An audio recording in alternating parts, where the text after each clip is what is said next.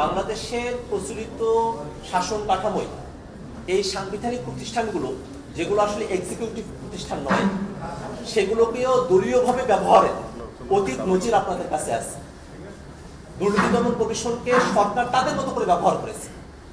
দুর্নীতি দমন কমিশন যেখানে যারা ক্ষমতায় আছে তাদেরকে জবাবদিহিতার আওতায় নিয়ে আসবে, তারা কতটুকু দুর্নীতিগুলো সে বিষয়গুলোকে তদারকি করবে সেটা না করে দুর্নীতি দমন কমিশন তারা বিরোধী দলে আছে তাদেরকে বিপদে ফেলার কাজগুলো করত, এবং সেটা সম্ভবপর হতো কারণ এই দুর্নীতি দমন কমিশনে সেখানে এমন ব্যক্তিদেরকে নিয়োগ দেওয়া হতো প্রধানমন্ত্রীর একচ্ছত্র অধিক্ষেত্রের মধ্য দিয়ে যে তিনি আসলে ওই সরকারি দলের অনুগত থাকতেন।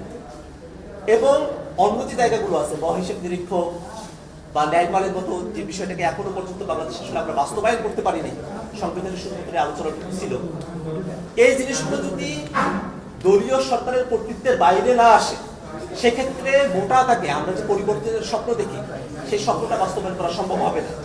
অনেকেই এখনো পুরনো যে ব্যবস্থা সেই ব্যবস্থাতেই দেশ পরিচালনার স্বপ্ন দেখে, সে জায়গা থেকেই তারা অন্যান্য যে প্রতিষ্ঠানগুলো আছে সেখানে যাতে একটা সমন্বিত, একটা কার্যকর, একটা স্বাধীন স্বতন্ত্র নিয়োগ কমিটির মধ্য দিয়ে, সিলেকশন কমিটির মধ্য দিয়ে নিয়োগটা সম্পূর্ণ হবে, সেই আলোচনার মধ্যে তারা অগ্রসর হতে চান।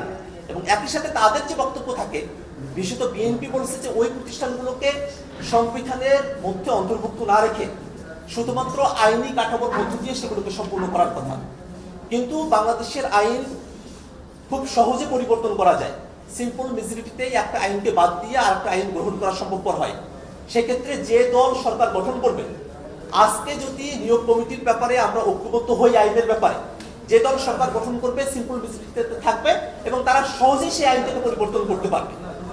সেক্ষেত্রেই আমরা বলতেছি যে আমরা নিয়োগ কমিটিগুলোর ব্যাপারে যে বোর্ডি সাজেশন এখানে এসেছে সেটাকে যদি আমরা সংবিধানে প্রযুক্ত করতে পারি, সংবিধান যেহেতু দুষ্পরিবর্তনীয় এবং সংবিধান পরিবর্তন করতে গেলে 2/3 মেজরিটি প্রয়োজন হবে উচ্চকক্ষের, এবং অনেকগুলো জায়গাতেই গণভোটের মতো বিধানগুলো রয়েছে। একটা দলের একক অধিক্ষেত্রের মধ্য দিয়ে এই প্রতিষ্ঠানগুলোকে দলীয়করণের দিকে গিয়ে সংবিধানকে সংশোধন করা সম্ভবপর হবে না।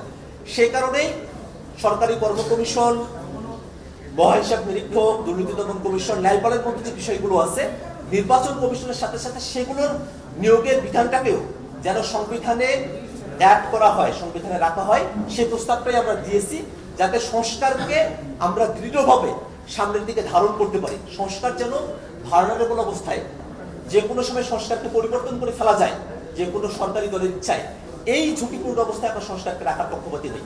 সে কারণেই আমরা সংবিধানে এটাকে রাখার কথা। ধন্যবাদ।